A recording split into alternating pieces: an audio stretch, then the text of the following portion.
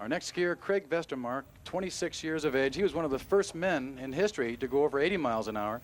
He has a best, of course, well over 90 now, and he is one of the guys, Kevin, that feels that he can go 100 miles an hour. He's definitely confident he can do it. Craig Vestermark, 26 years of age. He is a paramedic out of Long Beach, California here, and one of the men really responsible for helping to put this competition together. There you see the ski sticking out of the water. As we said before, that's how they get their start. He's got the light. Vestermark will shed that ski, Kevin, and I'm sure he's hoping for a big one. He's got a good start. He's got a good stance, and he's well out of the boat's wake, which is good. Craig Vestermark from Long Beach, California, and listen to that. He is really moving, and it's an end over end for Vestermark. Craig Vestermark, and you can just see him gliding over the water. Did he get past that quarter-mile mark? No, he didn't. Both the boat and the skier have to pass completely through the lights for it to be a legal run. Vestermark, from what I could tell, sitting here, and of course you can't really judge speed, but he was moving as well as anybody, and the boat, is that the time of the boat? 104.52 miles, over 100 miles an hour. So had Vestermark stayed up, he may well have been the first man in history, and his rope apparently broke, and this was the cause of that end over end. Craig Vestermark. This is Lee Kirk coming up now. His best is 94 miles an hour. His boat, he's being pulled by Ratquick. Of course, he's one of the top guys here. There he is now. He's straddling pretty wide, Kevin. Look to you. He's got an excellent start.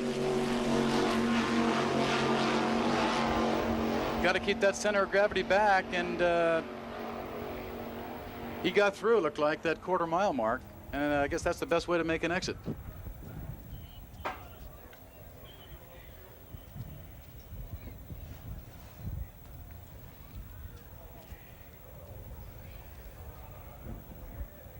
John Taylor now coming up. He's one of the guys over the magic 90-mile-an-hour mark, 97 miles an hour. Here he goes. He's going outside of the wake. He'll drop that ski.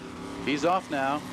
2 feet in the water, the long rope, and 1/4 of a mile. And that boat trying to get him up to 100 miles an hour. He's tipping a little bit forward, and he's down, and it looks like he just fell short of that quarter-mile mark. There you have a really good shot of the people lining this quarter-mile area here in Long Beach Marine Stadium, and on both sides. Here we go. Bemis starting out in the ski, going outside of the wake, it looks like. No, he's right in the middle. Dropped off the ski, Kevin. Listen to that rev. He looks like he's in good position. He's really steady. He's going to make it through in this run. Another short shot. It looked as though Bemis, Kevin, fell short of that quarter-mile mark. He fell right at the quarter-mile mark. Is that the Devil's Triangle out there? This is Mike Plunkett now. He's done 93 miles an hour. He's being pulled by Badlands. Kevin informed me he also was a motorcyclist, so this guy loves action. Mike in good position. Oops, no, Mike just really tumbled. Plunkett. It looks like he's all right, but Plunkett, that was the worst fall we've seen today, Kevin. Plunkett's 7 or 8 flip-flop cartwheels right in front of us there. Mike Plunkett, the 1975 defending world champion, over a quarter-mile course, got about 3/4 of the way through, if that far, and took one of the most disastrous falls. The boat is coming to pick him up, and we hope Mike's all right. Like, one has the feeling that Mike and Epling and Vestermark, these guys are really shooting for that 100 mark, and I'm not going to be surprised if it doesn't go down today. But at the rate these guys are going, let's hope that that he's not hurt. He's being surrounded by quite a few boats. He took a tremendous fall. There he is. Mike Plunkett is being helped aboard.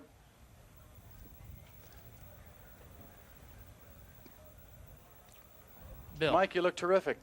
Listen, we scored you 10 on a perfect gymnastic routine in midair. What the heck happened out there? Well, Bill, what happened was I went to a short line for this thing. Usually I ski on 180 feet of line, And I thought practicing 85 feet of line worked out fine, and it wouldn't suck me into the boat wake. You had about 2 or 3 boats out there. We thought they were going to carry you out of here in a stretcher, and I think the crowd went crazy when you decided to swim back in. How do you feel? I feel fine. I'm just bruised up a little bit. I'll get straightened out, and we'll go out on the second run with a longer line and see what we can do. Mike Plunkett now in the water. Now, he could be very dangerous in terms of shooting for the really big one. He's done 93 miles an hour.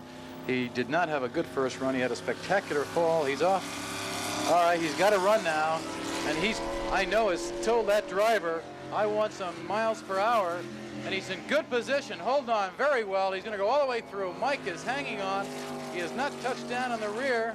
His left leg seemed to go out a little bit from under him, but he got through that quarter mile. Mike Plunkett, 90 miles an hour, 90.27. John Taylor now coming up and having a little difficulty there getting his balance. He has done 97 miles an hour. He's got his work cut out for him. There you see it, 2 feet on the water. Last time out he fell backwards. The acceleration of the boat was over 100 miles an hour. He's got fairly good control. That seat drops down though before the finish. And I don't think that he will have a successful completion as he swims in.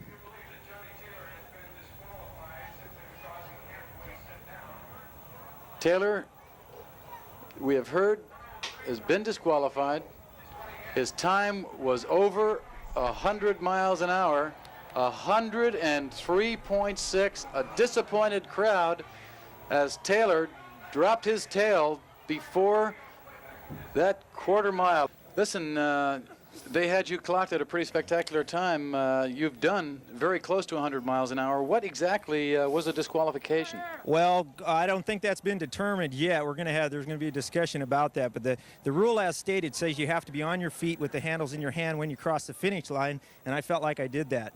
Well, you look tremendous. 103 miles an hour, of course, that would put you in a league by yourself. Well, we came here today hoping that we would put a 110 up on the board. We feel like we're 20 miles an hour better than the world's record. We've had a couple of near shots back on the East Coast and in Texas, and we feel like that we're that strong. We took the edge off it a little bit on the 103 run because the water conditions they're excellent, but they're not what you'd call ideal in terms of shooting for, say, a 110 mile an hour run.